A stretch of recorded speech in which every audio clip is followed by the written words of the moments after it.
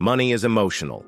Money is psychological. And most of our financial decisions are driven not by logic, but by our experiences, fears, habits, and stories we tell ourselves. That is the core idea behind the psychology of money. This book is not about how to pick stocks or beat the market.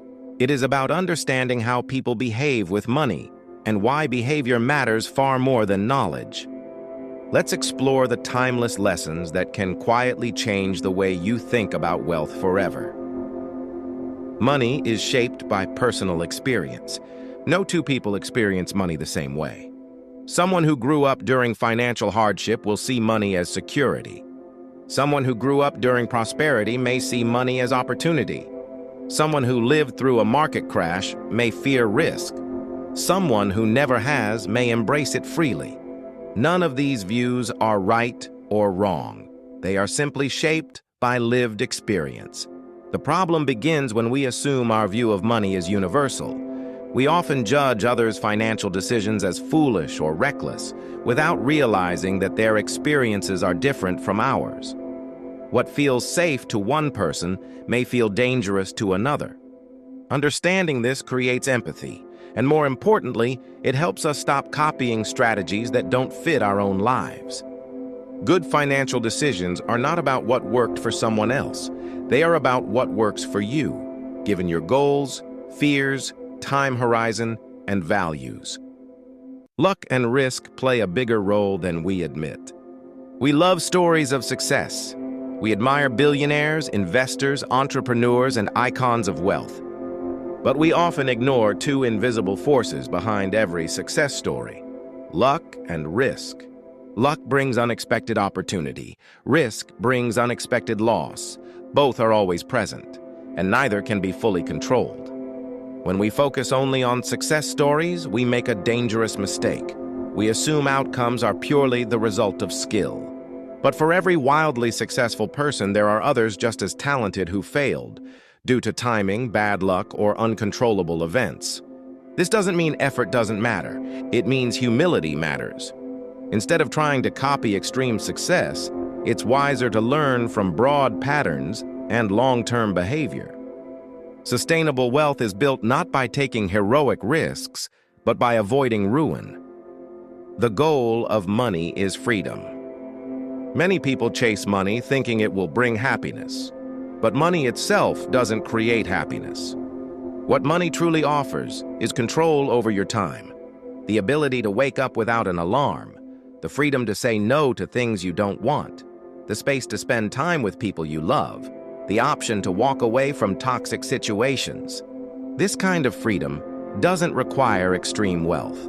It requires enough. Yet modern culture constantly pushes us toward more.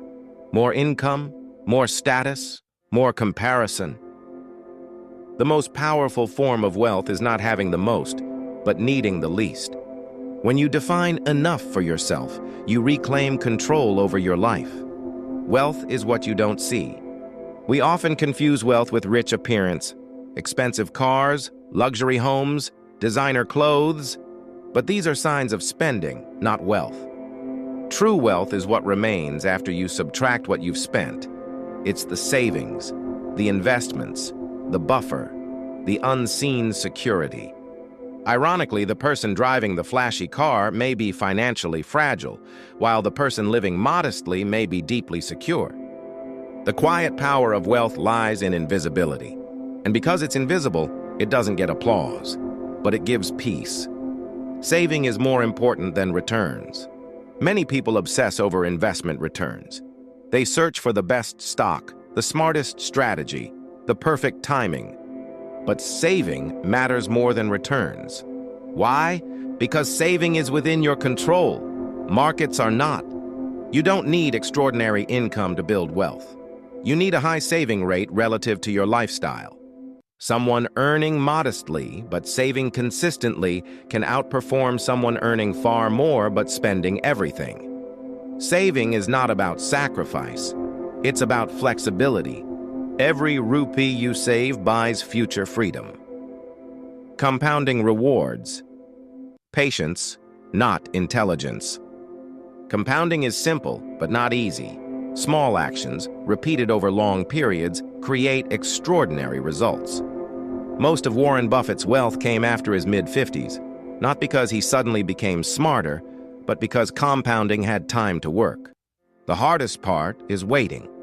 People underestimate how powerful slow growth becomes over decades, and they overestimate what can happen quickly. Patience is not passive.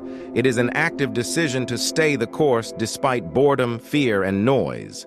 In money, time is the most valuable ingredient.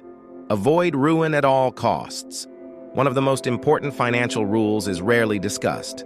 Never get wiped out. You don't need to take big risks to win, but one bad decision can remove you from the game entirely. This is why margin, leverage, and excessive risk are dangerous. Not because they never work, but because when they fail catastrophically. Survival matters more than brilliance. If you can stay in the game long enough, average decisions made consistently will outperform occasional genius paired with disaster. Reasonable beats rational.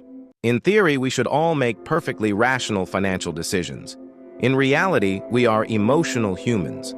Trying to be perfectly rational often fails, because it ignores how we actually behave under stress.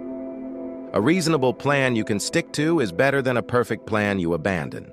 The best strategy is one that lets you sleep peacefully at night. If an investment causes constant anxiety, it doesn't matter how smart it looks on paper. It's not right for you. Comfort and consistency win. Financial independence is psychological. Financial independence is not about reaching a specific number. It's about removing fear. Fear of losing income. Fear of being trapped. Fear of making a mistake you can't recover from. The goal is resilience.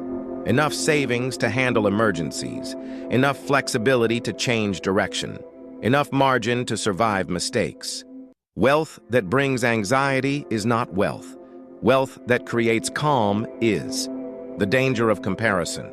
Modern life makes comparison unavoidable. Social media shows us highlights, not reality. We compare our behind the scenes with others' best moments. This creates dissatisfaction even in comfortable lives. The problem is not wanting more, it's letting others define what more should be. When you chase someone else's version of success, you lose control of your own happiness. Define your own goals, then ignore the noise. You are not bad with money. Many people think they're terrible with money, but the truth is, most people are simply human. We make decisions based on emotion, habit, and short-term thinking. That doesn't make us broken. It makes us normal. Improving your financial life is not about fixing intelligence. It's about designing systems that work with your psychology, not against it. Automate good behavior, reduce temptation, build buffers, plan for mistakes. Perfection is not required. Consistency is. Final thought. The most important lesson of the psychology of money is this. Money is a tool. Its greatest value is not what it buys, but what it allows you to become. Calm instead of anxious, free instead of trapped, patient instead of rushed, content instead of constantly chasing. You don't need to be the smartest person in the room. You don't need extraordinary luck. You need humility, patience, and self-awareness. And when you master the psychology behind money, wealth becomes not a source of stress, but a quiet foundation for a meaningful life. If you enjoyed this audio, subscribe to Thinkora Audio for more calm, insightful book summaries you can listen to anytime. And if you'd like to explore the book further, you'll find a link in the description. Your support helps this channel grow. Thank you for listening, and take care.